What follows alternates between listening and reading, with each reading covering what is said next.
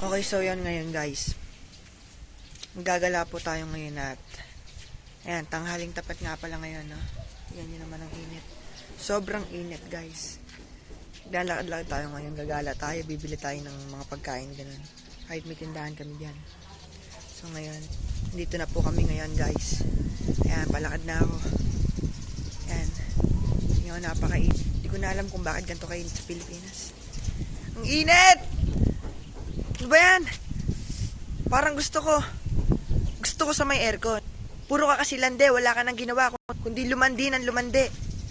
Gusto ko sa may aircon, electric fan, ganun. Gusto kong malamig na to. Hindi sa'yo, nagpipiling ka na naman. Mag-aral ka ng mabuti, wag yung puro landi.